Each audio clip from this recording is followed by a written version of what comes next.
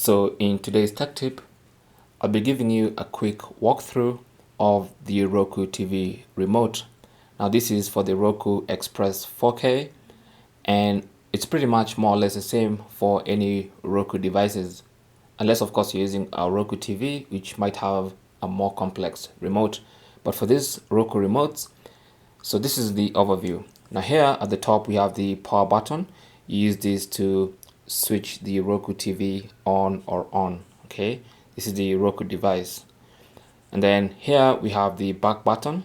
Wherever you are in the interface, this takes you one step back. So for instance, if you've gone somewhere like in settings and gone to theme, for instance, if you want to go one step back, just press this button. That takes you one step back, one step at a time. Okay, now to go back to the home screen, just press this home button. Okay, so from wherever you are, this one always takes you to the home screen. And then you have this dial pad here, this set of buttons where you have the navigation buttons to scroll down, right, left, and up. Okay, and then to select anything, just press the OK button to select anything. Okay, so I'll just quickly press the home button to go back home, and then I'll go to this ones. So this is the rewind button. So when you're watching something and you press this, it's going to rewind back 20 seconds. Okay, so if you want to rewind more than 20 seconds, you can press it twice for 40 seconds, thrice for 60 seconds, or whatever number of seconds you want to rewind. And then you have the microphone button. This one, when you press and hold, you can actually speak into the microphone. Okay, as long as you have that setting enabled in your Roku settings. So you can use your voice to search, maybe in YouTube, Netflix, whatever you want to search. You can just press and hold the microphone button and talk to the remote whatever you want to search. And then you have the options button, this little star here, this one, that's the options button.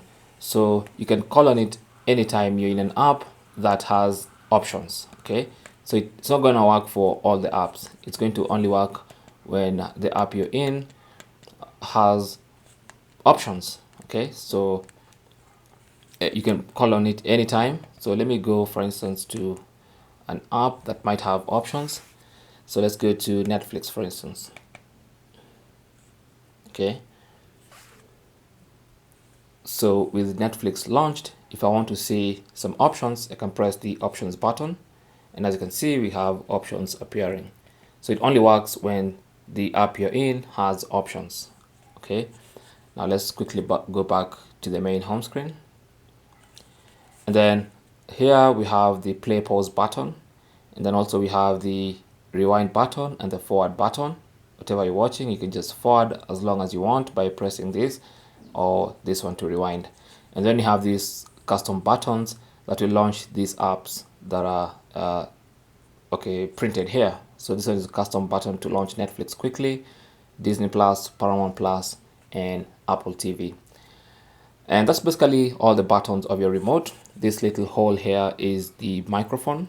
Okay, so you want to hold this part of the remote close to your mouth when you're using the microphone. And then at the back of the remote, on the side, we have the volume rockers to increase or reduce volume, and even to mute and unmute. Okay, just put it in focus. There you go. So volume rockers, and then mute and unmute at the bottom, and that's it. Okay, so the back, we have the batteries. When the remote is upright, to remove batteries, simply hold it like that, put some pressure on these three lines here, and then slide down to open the battery compartment.